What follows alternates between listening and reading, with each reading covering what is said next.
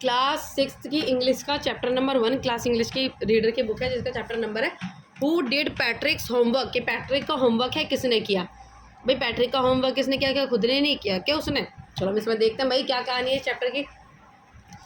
Patrick never did school, मतलब never did homework. इसमें कहा जा रहा है एक पैट्रिक नाम का एक लड़का है जिसको होमवर्क करना बहुत ज़्यादा बोरिंग लगता है। उसको होमवर्क करना पसंद नहीं, भाई होते हैं बहुत से बच्चे हैं ना जिसको होमवर्क करना पसंद नहीं होता, होमवर्क मिलता है उसको तो इग्नोर करने की कोशिश करते हैं। उनको लगता है भाई मेरा जो होमवर्क है वो कोई और कर दे, सब चीज़ कर लेंगे लेकिन होमवर्क करने से भाई उनको चिढ़ा, वो होमवर्क नहीं करते। तो ऐसे ही एक पैट्रिक नाम का लड़का है, वो चीज़ें खेलता था, गेम खेलता था, लेकिन अपने काम को कंप्लीट नहीं करता था। उससे उसके मम्मी पापा परेशान, स्कूल वाले टीचर्स भी परेशान होते थे, गुस्सा आता था।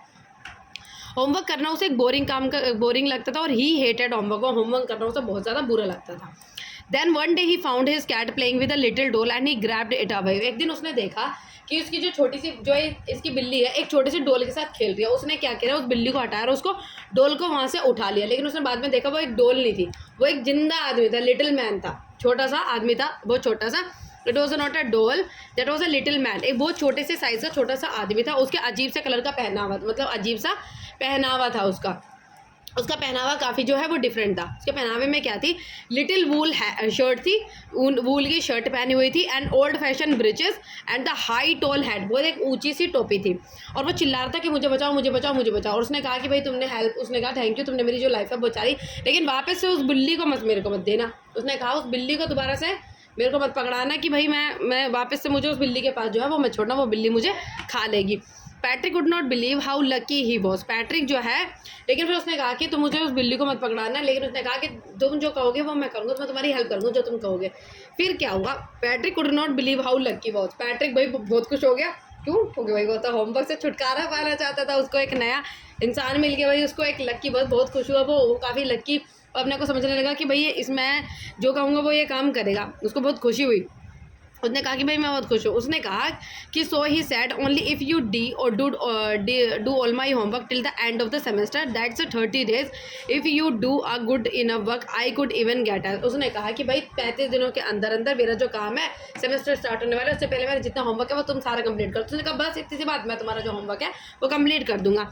लेकिन बात क्या होती है, क्या उसने वो चीज़ें पहले से पढ़ रखी थी क्या, जो लिटिल डॉल उसको मिली थी, जो लिटिल मैन उसको मिला था, उसने क्या वो पहले से चीज़ें पढ़ रखी थी, वो ये भी इसमें चीज़ें पढ़ेंगे कि भाई उसका होमवर्क जो है वो कैसे करेगा।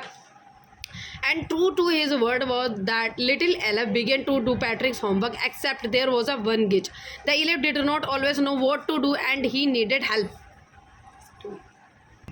ठीक है, अब भाई उसने काम तो करने के लिए दे दिया, जब एलेफ ने काम करने स्टार्ट भी किया, लेकिन वो उसके बारे में कुछ जानता ही नहीं था कि भाई कैसे काम करना है, क्या करना है, क्योंकि भाई उसको क्या पता भाई ये सब चीज़ें क्या लिखी हुई है, वो कहाँ से आई, इतना छोटा सा आदमी था।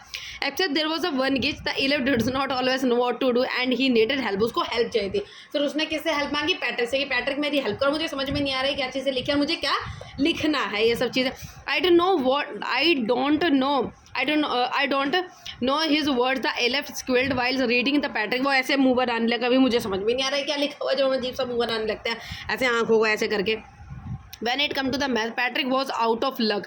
What are timetables? The elves wrinkle. His slaves never. We elves never needed that.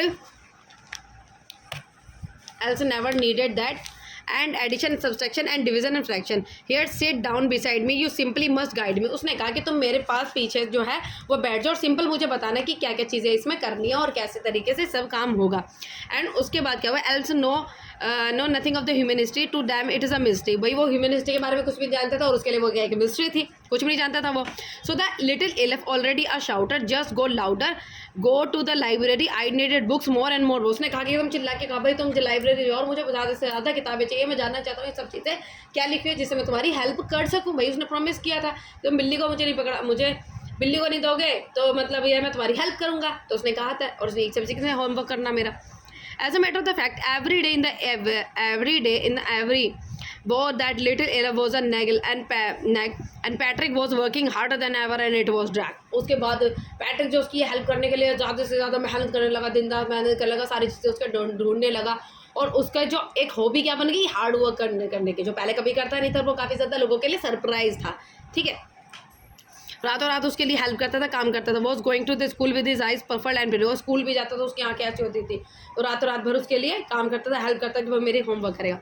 Finally the last day of school arrived and Ella was agree to गो।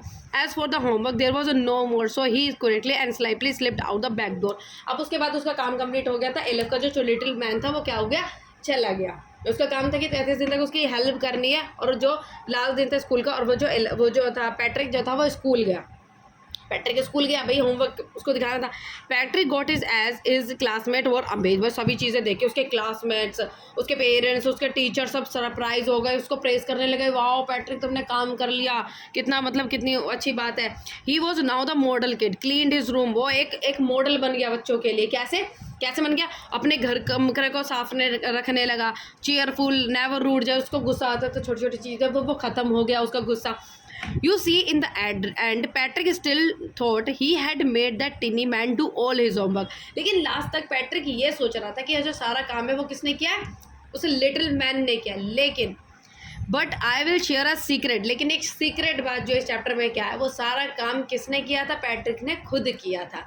क्यों? क्योंकि उसको तो कुछ आता नहीं था लिटिल मैन को, और वो सारी हेल्प कौन कर रहा था उसकी लिखने में, सब समझने में पैट्रिक कर रखा था। ठीक, पैट्रिक कर रहा था।